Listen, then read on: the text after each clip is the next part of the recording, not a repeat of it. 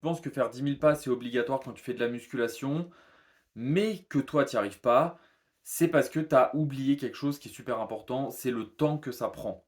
Les gars, faire 10 000 pas, ça prend entre 1 heure et demie et 2 heures. Et dans ta vie, bah, tu n'as peut-être pas ce temps-là pour l'appliquer. Donc, bah, tu culpabilises et tu penses que si tu fais pas tes 10 000 pas, tu n'atteindras jamais ton objectif.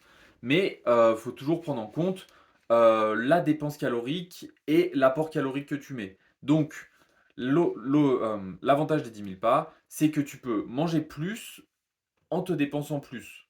Donc, ta balance, elle va être équilibrée via le fait que tu vas marcher plus, mais si toi aujourd'hui tu n'arrives pas à faire tes 10 000 pas, c'est parce que tu n'as pas le temps ou alors que quand tu les fais, bah, tu es juste crevé parce que bah, tu manges pas assez. Et donc, il faudrait que tu trouves un cap pratique qui va te permettre d'atteindre tes objectifs physiques tout en ayant ta dépense et en ayant l'adhérence la plus haute possible en mangeant suffisamment. Et pour ça, eh ben, il faut commencer sur une base que tu arrives à tenir à la semaine. Donc, tu te fixes un objectif à la semaine de 5 000 pas, tu essaies de les atteindre. Et ensuite, une fois que tu l'as validé, bah, tu passes au cap supérieur à 6 000 et tu fais ça jusqu'à atteindre tes 10 000 pas.